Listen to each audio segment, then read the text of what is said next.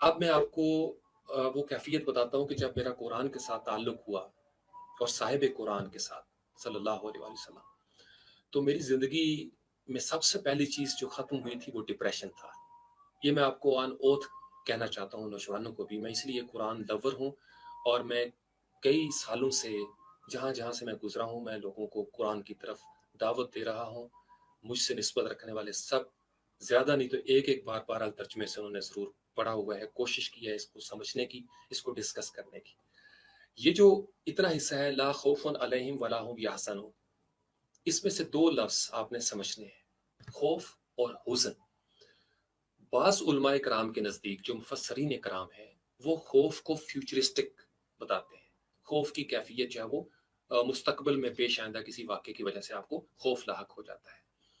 और हुज़्न जो है वो आपका माज़ी का है जो आपको रंजीदा रखती है एक चीज़। जैसे हज़रत याकूब अलैहिस्सलाम का गिरिया है, जब बेटा जो है वो बिछड़ जाता है हज़रत यूसुफ़ अलैहिस्सलाम, तो वो एक रंजीदा कैफ़ियत, गमगीन, इसलिए गम और हुज़्न को मिला के देखा जाता है। डर और खौफ की फ़ज़ा जो है वो फ्यूचरिस्टिक अंदाज़ में वो चलती है। इसी से फिर ये एंग्ज़ायटी भी होता है और इसी से फिर डिप्रेशन, यानी अंग्रेज़ी में जो एंग्ज़ायटी और डिप्रेशन है, उसका अगर खूबसूरत तर्जुमा किया जाए अरबी में, तो ये जो 2 लफ्ज़ हैं खौफ और हुज़्न, ये दोनों उसको कवर कर लेंगे, उनका इहाता कर लेंगे। तो मैंने अपनी दिलचस्पी के लिए और आप लोगों के सामने वो रोशनी रखने के लिए कि जिससे मेरे जैसा इंसान जिसको अपनी ज़िंदगी से एक ऐसा वक़्त गुज़रा जब नफ़रत हो गई थी और नादानी में वो बहुत एक्सट्रीम लेवल पे चला गया। बहुत टीनेज की बात आपको मैं बता रहा हूँ कि जब इंसान हाइपर सेंसिटिव होता है, इमोशनल होता है या अल्लाह ताला की ज़ात उसको एक इम्तिहान से गुज़ारना चाहती है ताकि वो दूसरों को कुछ बता सके। बहुत सारी वजूहात हो सकती हैं। मुझे कभी इससे इनकार नहीं हुआ। मैं जहाँ-जहाँ से गुज़रा हूँ, मैंने ज़िंदगी के जब प्यार की बात की है, तो मैं उनको अपनी मिसाल देता हूँ कि मेरी ज़िंदगी जब तक दीन से दूर थी, दीन से, ये याद रखिएगा, तब तक मैं अपनी ज़िंदगी से प्यार नहीं करता था। ना ज़िंदगी से प्यार था, ना ज़िंदगी से जुड़ी हुई किसी चीज़ से प्यार था।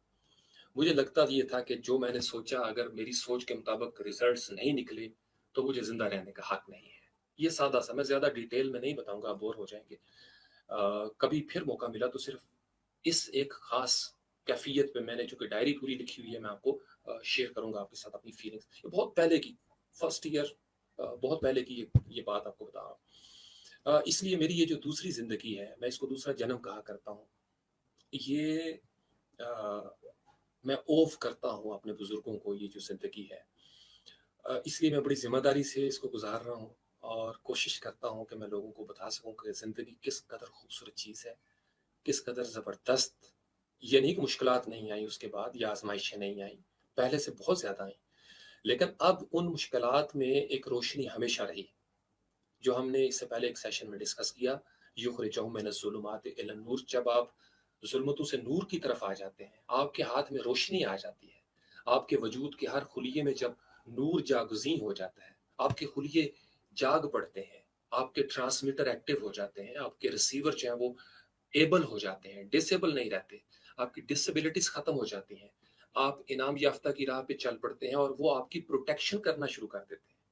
वो आपको टेक केयर करते हैं, वो आपकी निगहदाश्त करते हैं, वो कदम-कदम पे आपकी उँगली पकड़ते हैं, वो आपको चारों तरफ से इहाता कर लेते हैं।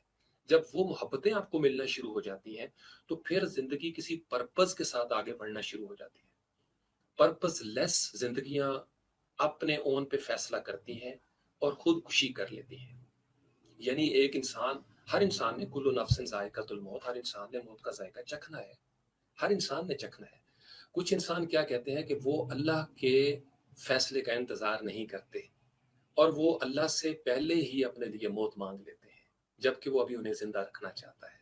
तो मौत तो उसी की तरफ से ही आएगी, लेकिन चूँकि उसको ये पसंद नहीं है कि आप उसकी मर्ज़ी के बगैर मरने की भी कोशिश करें, लिहाज़ा वो इसको इस्लाम में हमारे लिए मना कर देता है कि तुम अपने आप को मत मारो, जब मैं नहीं मारना चाहता तुमको, मैं तुम्हें ज़िंदा रखना चाहता हूँ। मैंने तुम्हारे लिए बहुत कुछ रखा हुआ है। तुम्हें क्यों लगता है कि सारे दर बंद हो गए? तुम्हें क्यों लगता है कि इम्कानात ख़त्म हो गए? तुम खुदा हो, तुम दीवार के उस पार नहीं देख सकते। एक चीज़ मैंने तुमसे क्या छीन ली या दुनिया ने क्या छीन लिया और तुम्हें लगा कि तुमसे सब कुछ छिन गया।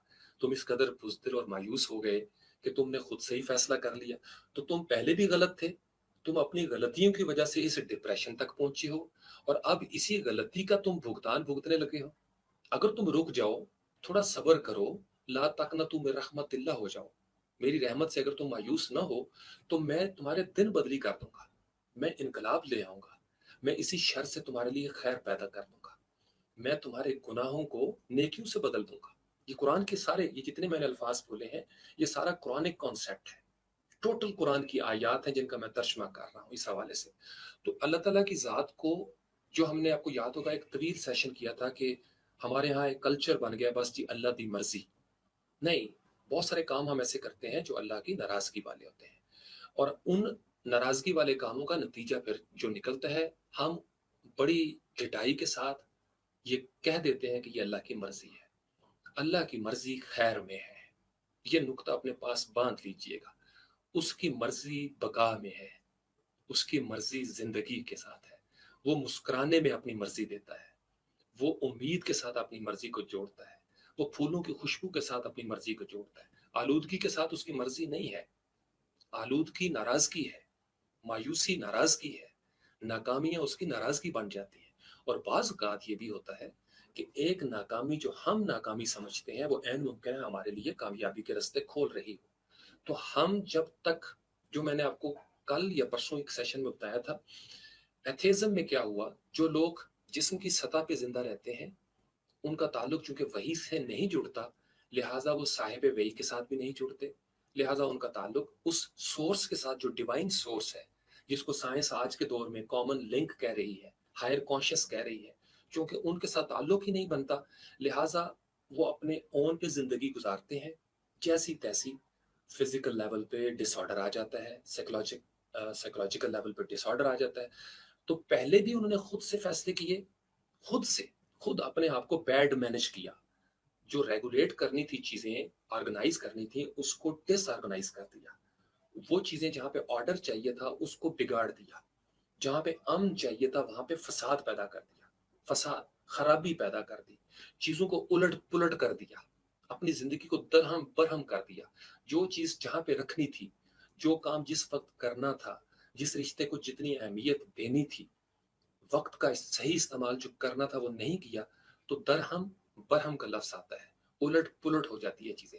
یعنی ہم اپنے ہاتھوں، افتخلقوا بایدیکم، اپنے آپ کو اپنے ہاتھوں ہلاکت میں ڈالتے چلے جاتے ہیں۔ ہمیں پتہ ہے یہ چیز ہمارے جسم کو کمزور کرے گی، ہم وہ چیز کھاتے ہیں، پیتے ہیں اور اڈاپٹ کر لیتے ہیں۔ ہمیں پتہ ہے اس سے ہماری نفسیات تباہ ہو سکتی ہیں، ہم ان سے باز نہیں آتے۔ ہمیں قدم قدم پہ سمجھانے والے سمجھاتے رہے، اپنا وقت برباد مت کرو۔ تو پہلے بھی غلطیاں کی، یا اب اللہ تعالیٰ کی ناراضگی کا اظہار ہو رہا ہے، اس لیے خودکشی کو حرام قرار دے دیا گیا کہ خودکشی جن اعمال کا نتیجہ ہے، وہ ایک ایسے راستے پر چل رہا تھا انسان، ایک ایسے راستے پر چل رہا تھا جہاں پہ اس کا جو کنیکشن تھا ود ڈیوینٹی، خدا کے ساتھ، الوہیت کے ساتھ۔ یہ تمام الہامی مذاہب کی روشنی میں بتا رہا ہوں آپ کو، یا وہ تمام تنظیمیں، آرگنائزیشن جن کا تعلق ہے زندگی کے ساتھ، این جی اوز کا، انٹرنیشنل لیول پہ بھی جو آرگنائزیشنز ہیں، اقوام متحدہ سمیت، جو سب اس چیز کے خلاف بولتے ہیں، خودکشی کو جو جائز نہیں سمجھتے۔ کوئی بھی دنیا کا استاد، تھنک ٹینک جو انٹلیکچوئل ہے، وہ کوئی بھی اس طرف نہیں آئے گا۔ پھر ہم دیکھتے ہیں کہ بہت سارے فلاسفرز یا شاعر بھی اس طرف گئے، اور اگر آپ ان کی زندگیوں پہ غور کریں تو انہوں نے قدم قدم پہ بہت سارے ایسے فیصلے کیے جس میں ان کی میں غالب آتی رہی، اللہ کی میں غالب نہیں تھی۔ تو جب آپ قدم قدم پہ اللہ کی میں کو اگنور کرتے ہیں تو آپ کی میں کو کچوکے لگتے ہیں۔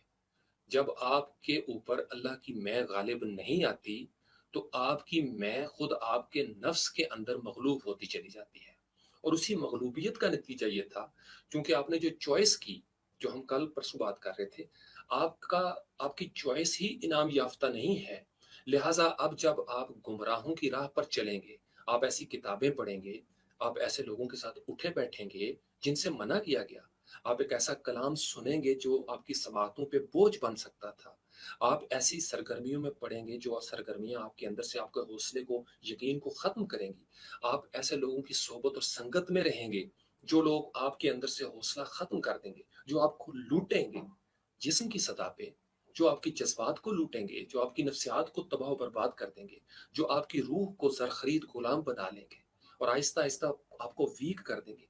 ये आपकी चॉइस थी, वलद्दालिन वाली, गैरिल मग़दूब वाली। तो जब आपकी चॉइसेस गज़ब याफ़्ता लोगों की है, आपकी थ्योरीज़ ऐसी ज़िंदगी में अडॉप्ट आपने कर ली, नज़रियात जीने के लिए ऐसे बना लिए, जो गुमराहों के थे, या ऐसे लोग जिन पे आपसे पहले गज़ब उतरता रहा, आद व समूद की शक्ल में, लूत अलैहिस्सलाम की कौम की शक्ल में, या नूह अलैहिस्सलाम को जिन लोगों ने नहीं माना, जो बेड़े से बाहर थे। तो अगर आपकी सारी ज़िंदगी या ज़िंदगी का जवानी का हिस्सा नूह अलैहिस्सलाम के बेड़े से बाहर गुज़रा, तो अब आपकी किस्मत है, मुक़द्दर है कि आप गर्क हो जाएँ। आप समझ रहे हैं? तो डिप्रेशन के पीछे कुछ कॉज़ेज़ चल रही हैं। वो कॉज़ेज़ जब अल्लाह के साथ लिंक में नहीं रहती, टूट जाती हैं और इंसान अपने ओन पे अपनी मैं के साथ आगे बढ़ता चला जाता है। वो माँ-बाप की मैं को कदमों तले रौंद देता है। वो असातिज़ा की बातों को इधर से सुनता है, उधर से निकाल देता है। वो किसी बड़े की, किसी दानिश्वर की, किसी पेशवा की, किसी हादी की बात को बिल्कुल दरख़ोर इतना नहीं समझता। वो उसको बिल्कुल इग्नोर कर देता है। तो गोया उसने अपनी मैं को, चूँकि हमेशा जितने लोग इस तरफ आए हैं, अगर आप उनकी ज़िंदगियों में देखें, तो उन्होंने बड़े-बड़े एक्सट्रीम स्टेप्स उठाए थे। उन्होंने हमेशा मनमानी करने की कोशिश की। ज़्यादातर केसेस में। कुछ ऐसा भी हुआ कि जहाँ पे ये फ़ेथ वीक हुआ, कमज़ोर था और उसको लगा इंसान को कि बस मैं इससे ज़्यादा नहीं जी सकता। उसको लोगों ने पोर्ट्रे किया और उसमें हमें मुसलमानों की भी बहुत सारी मिसालें मिलती हैं। खुद हमारे पाकिस्तान के अंदर भी बहुत सारे लोग हमें नज़र आते हैं कि जो सुसाइड करते हुए नज़र आते हैं। मुसलमान हैं, मिलाद भी मनाते हैं, बहुत सारे और काम भी करते हैं, लेकिन हम देखते हैं कि उनकी ज़िंदगियों में भी आखिरकार कोई ऐसा वाक़या आता है कि वो उस एक लम्हे में, ज़िंदगी बड़ा अलर्ट रहने का नाम है मेरी जान। ज़िंदगी हमा-वक़्त आगाह रहने का नाम है। अगर एक ऐसा लम्हा आपकी ज़िंदगी में आ गया, जो आपको मायूस कर गया और वो दबाव इस कदर बढ़ा कि आपने उसी में कोई फ़ैसला कर लिया, तो आप बहुत नुकसान के हामिल हो जाएँगे। इसलिए जितने भी बुज़ुर्ग हैं, मैंने जिनको पढ़ा है, सुना है, वो यही कहते रहे कि एकदम फ़ैसले ना करो, जोश में एकदम से फ़ैसला ना करो, रुक जाओ, ना फ़ौरन शादी, ना फ़ौरन तलाक। गुस्सा चढ़ता है, हम एक फ़ैसला कर लेते हैं। जब आपको और अगर आपने गौर व फ़िक्र के बाद कोई फ़ैसला किया है, तो उस पे डट जाना मर्दानगी है, ईमान की निशानी होती है। हम लोग रात को जो सोचते हैं, सुबह उस पे कारबंद नहीं रहते। तो कदम-कदम पे जब हम वायलेशन करते हैं, सिग्नल तोड़ते हैं, कायदों को तोड़ते हैं, तो फिर अल्टीमेट नतीजा यही निकलता है कि दबाव बढ़ेगा। हमें कहा गया कि इससे नीचे आपने नहीं जाना, हम गए। तिल्क हदूदिल्लाह, अल्लाह की हदूद है। हमने कदम-कदम पे हद से बाहर निकलने की कोशिश की। लिमिट्स है ना, मछली की लिमिट है कि वो पानी में रहे।